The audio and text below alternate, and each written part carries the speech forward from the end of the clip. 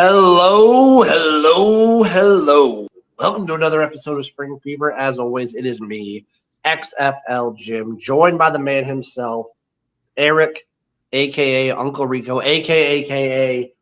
ETOF21 Sports. How you doing, man? I'm doing great. I'm doing definitely better than you were this weekend, like dying. You know what? I looked death in the face, and I live to fight another day, buddy. How does it feel to be getting older? Dude, it sucks, man. It sucks, dude. You're young at heart, Erik. You got the heart of a lion. Dude, I got the heart of like an 85-year-old man. No, you have the back of an 85-year-old man. Dude, I never have back problems too, dude. Like I had a killer workout. I was all cocky, and then boom. Have you thought about doing yoga? I was doing some yoga. Ooh. You know. I know Uncle Rico keeps up his flexibility too. You know, it's just tight hip flexors. You know, I killed the Peloton workout, and then boom. So my workout was I do a stress test of my body every couple of months or whatever. Okay. So I smoked a whole bunch of cigarettes and tried to go for a jog. I was hacking it, dude. So you smoke a pack of cigarettes and you go running? No, not a whole pack, but like a bunch of cigarettes. Yeah. The stress test. Jim, I have asthma.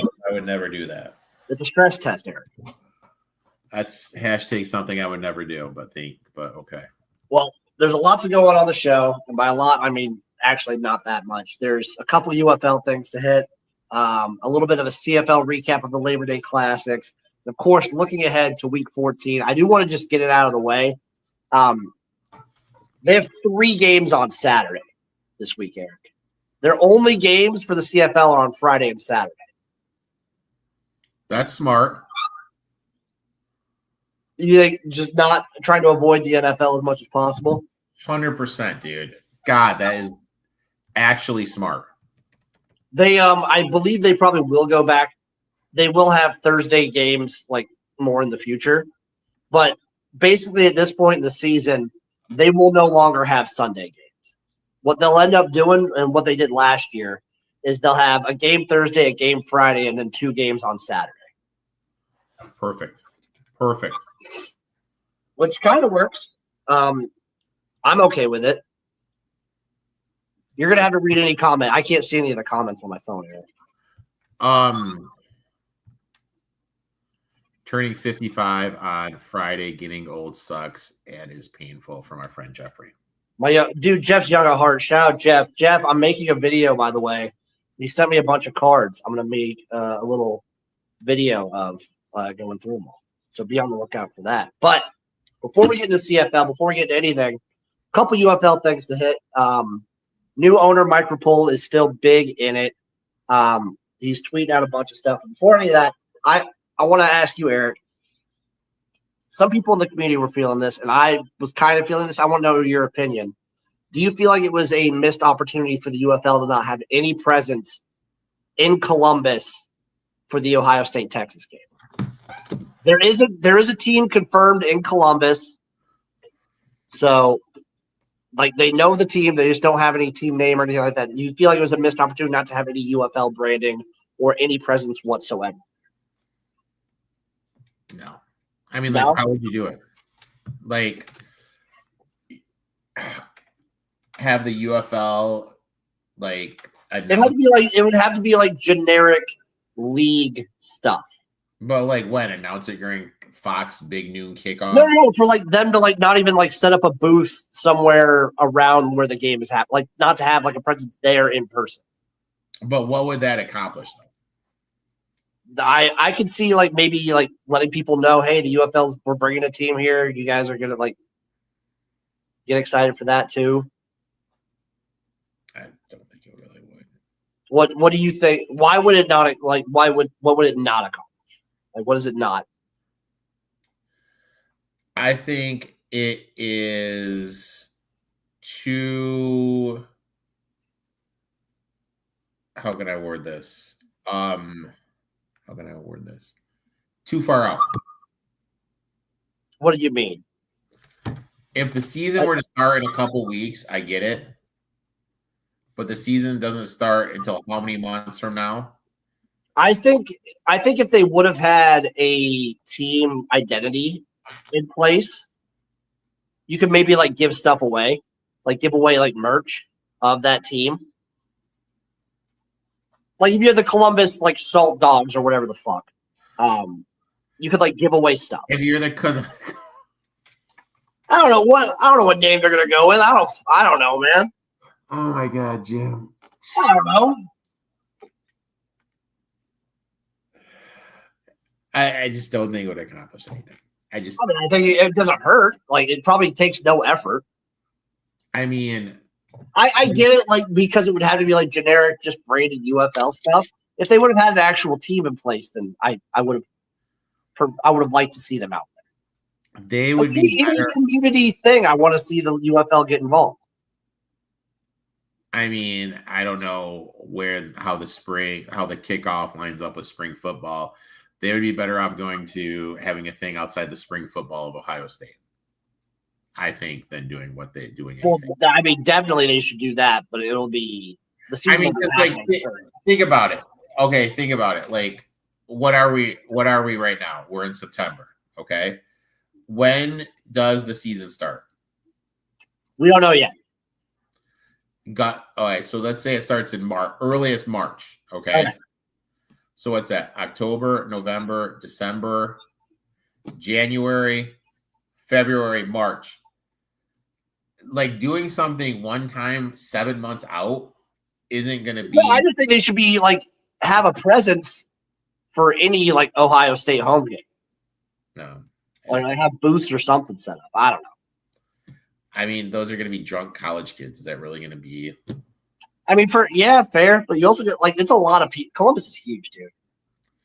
Columbus sucks, dude. I have an ex-girlfriend that lives in Columbus. The other things that I saw, Mike Rapole was posting about an interest potentially in Orlando. Didn't see that one coming. I know, right? Crazy. It's not like they have a lease still in Orlando. Wow, never saw that on the woodworks. I personally don't think Orlando's a great spot. We saw in 2023 it was crowds for the Guardians. I think they should only bring Orlando back if they get Buckley as their coach. I mean, if you're not getting Jesus, I need to stop swearing. If you're not getting Buckley as the coach, what's the point of even having a team in Orlando? I miss him, dude. I mean, if you're not, him. So that's my. The other bit of news, this isn't really news. This was just a thing that happened. So Dave Portnoy of Barstool Sports was talking about, hey, he's really good friends with Mike Rapole. Maybe he could get involved with the UFL in some way. He would talk about like calling plays or some dumb shit like that. But I could very easily see an entity like Barstool Sports with their connection to Mike Rapole getting involved in the UFL in some way or other. I mean, like, look, dude. You don't. I mean, Erik doesn't care because he doesn't follow it and he won't like watch broadcasts. But okay, first of all, I will say this: I did see some clips of Portnoy on college football, Fox, whatever that's called. Oh yeah, the big noon shit stuff. If that's not a guy screaming, "Hey, I need help. I don't know what is." Like, dude, like seriously, man. I have a psychology degree. That dude has some issues. But that's not either here and there. But like, look, Barstool is so popular. If you're able to do something with a UFL on Barstool, I mean, think about it. Think how many like stupid shows they have. What's the one with the big cat guy? Which, the Pardon My Take? Yeah, whatever. The podcast or whatever? But I mean, like, dude, it takes nothing to get somebody on that. You know what I mean? Yeah. Like, if he partners up and you start getting some UFL people on there, like, look, it's going to bring eyes to the league. That would actually help a lot. I will say, I think the only time Barstool did anything with like those kinds of leagues was in 2020. One of their guys made a whole little like mini documentary trying out for the DC Defenders as a kicker. Oh, I remember that. That was kind of funny. Had Jeff Fisher in it. It was okay. I mean, I was just like sucking up any bit of XFL content back then. Yeah. Which, to be fair, I still am. But, I love it. And I don't think any other UFL. Oh, The Rock got skinny. He looks healthier, dude. He looks more like a 6-year-old man should.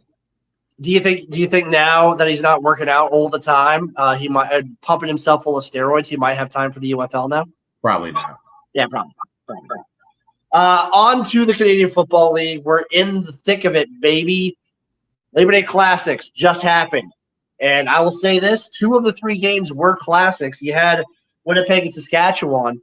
Saskatchewan won at 34-30. It was that – oh, dude. What a way to start the weekend. Back and forth game. Both teams slinging the damn rock.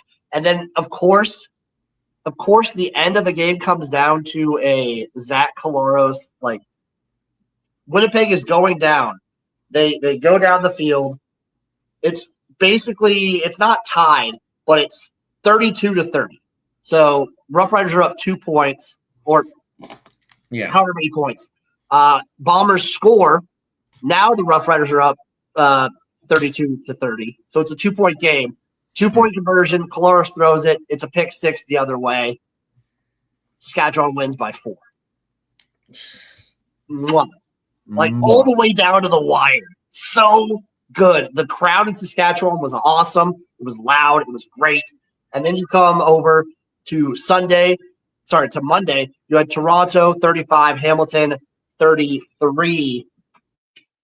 Oh, really thought Hamilton could pull this one out, get this off their shoulder, get this monkey off their shoulder. But no, Toronto just has to go down. Like, Hamilton had the lead, Erik. There was like 14 seconds left to go. Mm-hmm. Toronto chucks it downfield. They're going. The guy's running. He looks like he gets a touchdown, does not. But he stepped out of bounds with 1 second left on the clock in field goal range. And Toronto gets the win.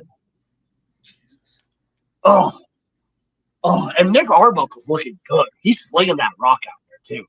Nicky's looking good. Yeah, and like Kenny Lawler, I felt so bad because I love Kenny Lawler, but he had such a great catch to put Hamilton up with almost no time left, and then Toronto just goes down, and Hamilton like completely collapsed on defense in that one. And then Edmonton Elks 7, Calgary Stampeders 28, an absolutely embarrassing game. But I will say this, at least in my opinion, sort of it's a close blowout, if that makes sense. A close blowout. So, like, Edmonton would march down the field, and then they'd have a turnover. They had 2 really bad turnovers. And that was both of them flipped this game. Like, Edmonton outgained, out-time of possession, out-everything Calgary in this game, but come up with an L. Like, they lost by 3 scores. Calgary, I believe, also scored on special teams. So, like. I mean, Never mind. Oh, what were you going to say? No, nothing. All right. I wish we gotten 3 classics, but, 2 of the 3 games. Can't be too disappointed. 2 out of 3, can't complain. Other bit of CFL news, Chad Kelly officially cleared back to play. What does that mean for you? For me, it means nothing. I personally think that Toronto should stick with Arbuckle until he starts fucking up. Yeah, I agree with that. He's been hot. Yeah. I agree with that. Like, the issue is, I know that they're paying Chad Kelly a decent amount, so you're kind of incentivized to play him. You're kind of required to. And to be don't get me wrong, Chad Kelly on the Argos last year when he was healthy was really good. But you got Nick Arbuckle. He's hot right now. He is your Grey Cup MVP. You have a lot of momentum with him. I think you keep riding that until he gives you a reason to put him on the bench. Yeah, I agree with that. Other than that, it's not really – the CFL just keeps chugging along. A lot of fun, interesting games coming up. We're in the latter half of the season at this point. So we got a comment. We've seen this before. Chad Kelly, fresh going into the second half of the season, was money last time. So do you think that means that puts some value on betting Toronto to win it all? Depending on what the odds are, yeah. I think I saw value in them last week, even if it was Arbuckle. Yeah. I think there's definitely value on Toronto because they also, comparatively, the East is, in my opinion, the East is a much easier path to getting to the Grey Cup than the West. Because the East, you have what? It's Toronto, Hamilton, Montreal, and Ottawa. Uh-huh. So it's really just – and Montreal's not even very good this year. Like Ottawa and Montreal this year are trash. So it's really just Hamilton and Toronto. Mm-hmm. And then in the West, meanwhile, you have Saskatchewan, Calgary, the two top teams in the league. BC's still pretty good. Winnipeg is always a tough out. Yeah. And Edmonton is Edmonton. They're at least feisty. Edmonton is Edmonton. They're feisty, I guess. I don't know. But Edmonton is Edmonton. Depending on the number for Toronto, there's definitely value there. Edmonton is Edmonton. Dude. Quote of the day. Edmonton's Edmonton. I'm going off the dome here, but I'm pretty sure like Edmonton won a Grey Cup in like 2017, 2018. Uh-huh. And then they've been garbage. They've been garbage for like 6 years. That's not bad. Remember how long we were counting? Like how long it was like a year and a half before they won a home game? That was brutal, dude. That whole losing streak was brutal. That was just absolutely brutal, dude. Okay, Eric, you ready to get into some picks? I'm ready, my friend. Let's do it. All right, Friday, 6:30 p.m. Central Time. BC, Ottawa. The Lions are 6.5-point road favorites against the Red Blacks, plus 225 on the money line for the Red Blacks, by the way. Over-under is 54.5. Whew.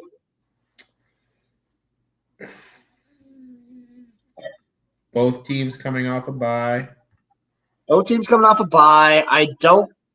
BC been like streaky and not great. Ottawa, for the most part this season, Ottawa's been shit, dude. Ottawa's been garbage. I would take BC, dude. Let's not get too cute.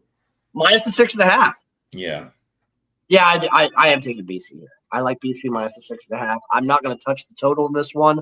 I do think BC's better. I think their defense is even better. I just think Ottawa's they've kind of I don't think any team has, but if any team's given up on the season, Ottawa's given up. I agree. If they haven't given up, I've given up on them. If they haven't given up, I've given up for them. Moving on, Saturday. Triple header on Saturday, by the way. Triple header. Beautiful triple header. Noon. Hamilton, the Ticats, -3 on the road against the Montreal Alouettes, who are plus 142 on the money line, with the total set at 52.5. I mean, Hamilton coming off that loss to Toronto. They have Winnipeg at home on deck. I don't like what Montreal's put out there. I don't trust Montreal with the quarterback. What was the line again? 3. Hamilton -3. Yeah, and I mean, like, main thing that sticks out for me is just how bad Montreal's defense has been this year. I'd probably surprisingly, right? Like their defense usually, what is it? The last 3 years we've been doing 3 or 4 years we've been doing this show. We've talked about Montreal having a good defense. Yeah, I would lay the points here. We're taking 2 road favorites in a row. I know. I'm also taking Hamilton here. I don't like what Montreal's defense has shown me this year, and I hate their quarterback situation. Yeah. 3 p.m. Saturday. Saskatchewan. It's a rematch, baby. Rough Riders, Winnipeg. In Winnipeg this time. The Bombers are 1.5-point home favorites. Love the Bombers here in the revenge spot. Plus 102 on the money line for the Rough Riders. 52.5 is your total. Love it. Love it. Love the revenge spot here. I kind of do too. Love it. Absolutely love it. I think that's a good bounce back for it. Bombers have Hamilton on deck. Saskatchewan is Montreal, so not really any look ahead spots. I think Edmonton's going to right the ship here. I'll take Edmonton here. Winnipeg? Winnipeg, excuse me, sorry. Winnipeg minus the 1.5. I tend to agree. I'm going to back Winnipeg here too. Minus the 1.5. I'm also going to take the over here. Okay. I think Trevor Harris is going to be slinging it. I think Winnipeg's going to be one to show off at home too. I respect that. The other rematch, baby. Calgary, the Stampeders at the Edmonton Elks. The Stamps are 6-point road favorites here. Edmonton are plus 205 on the money line. Over-under is 50.5. I don't know, man. I took the Elks last week. Do I ride with them again as a dog? Yes. Yes, you do, Jim. Boom. Edmonton plus 6, baby. Book it. Edmonton plus 6. And then it has to get over on this one. I had to see it over here. If Edmonton would have actually capitalized some of their red zone trips, we would have gotten it over last week. Let's get it here. Over 50.5. Edmonton plus 6. So 2 road dogs, two road favorites. A home favorite, which I like with Winnipeg, and then a home dog. Okay. I like Winnipeg. The only thing I hate, Erik, is that we agree on all our picks. Which is bad. That's bad. So be on the lookout for Ottawa, Montreal, Saskatchewan, and Calgary all to win and cover. We're in agreement on completely the opposite. Any other takes you want to fire off? I didn't write them down. We did have week 1 of the X League happen this last week. We'll have to catch up next week on that one. Mm-hmm. I will tell you this: Fujitsu won. Surprise, surprise. They're the best team in the league. Surprise, surprise that they won and dominated. So, shocker.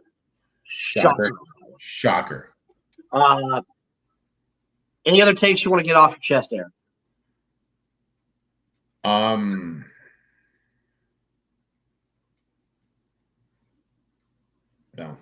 No, I got nothing. Be on the lookout. These games are going to be awesome. We got some fun matchups. The CFL trudges on, as always. Love you guys. We'll see you next time for another great episode of Spring Fever. Bye-bye, everybody.